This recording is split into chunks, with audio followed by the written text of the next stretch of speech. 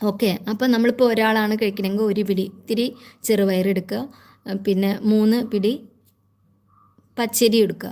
എന്നിട്ട് നമ്മൾ കുക്കറിൽ ഉണ്ടാക്കുകയാണെങ്കിൽ രണ്ടും ഒരുമിച്ചിട്ടിട്ട് ഒരു വിസിൽ വന്നിട്ടുണ്ടെങ്കിൽ എന്നിട്ട് അത് തുറന്നിട്ട് അതിലേക്ക് തേങ്ങ, ജീരകം, മഞ്ഞൾപ്പൊടി, കല്ലുപ്പ് ഇതൊക്കെ ഇട്ടിട്ട് നന്നായി കൈയൊക്കെ കഴുകിയിട്ട് നന്നായിട്ട് ഇങ്ങനെ ഞെരടണം. എന്നിട്ട് അതിലിട്ടിട്ട് ഒന്നും കൂടി ഇട്ട് തിളപ്പിച്ചാൽ അന്നപ്രസാദമായി. ഇനി മറ്റേ സാധാ അടുപ്പിൽ ഉണ്ടാക്കുകയാണെങ്കിൽ സുദേവ് ജി നമസ്തേ, ലൈക്ക് അടിച്ചു അല്ലേ, താങ്ക് യു.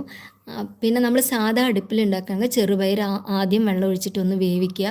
ചെറുപയർ ഇങ്ങനെ വെന്തിട്ട് ഇങ്ങനെ പൊട്ടി വരുമല്ലോ, അപ്പോൾ അതിലേക്ക് പച്ചരി ഇട്ടിട്ട് രണ്ടും കൂടി നന്നായി വേവിക്കുക. മന്ത്രം ചൊല്ലിയിട്ട് ഉണ്ടാക്കിയാൽ ഏറ്റവും നല്ലതാണ്.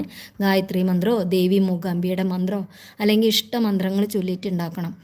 എന്നിട്ട് അടി പിടിക്കാൻ പാടില്ല കേട്ടോ, അത് നന്നായി ശ്രദ്ധിക്കണം. തിളച്ച് തൂവാനും പാടില്ല. എന്നിട്ട് നന്നായിട്ട് ഇളക്കിയിട്ട് രണ്ടും വെന്ത ശേഷം ഈ തേങ്ങ, ജീരകം, മഞ്ഞൾപ്പൊടി, കല്ലുപ്പ് ഇതിട്ടിട്ട് നന്നായിട്ട് ഞെരടിയിട്ട് അതിലിട്ടിട്ട് യോജിപ്പിക്കണം. കുറച്ച് വെള്ളത്തോടെ ഉണ്ടാക്കണം, എന്നാൽ നല്ല വെള്ളം പാടില്ല കേട്ടോ. എന്നിട്ട് നന്നായി ഇളക്കിയിട്ട് ഇറക്കി വെച്ചിട്ട് ഒന്നും കൂടി ഇളക്കുക. അതാണ് അന്നപ്രസാദം എന്ന് പറഞ്ഞത്. ഇത് നമ്മൾ ഡെയിലി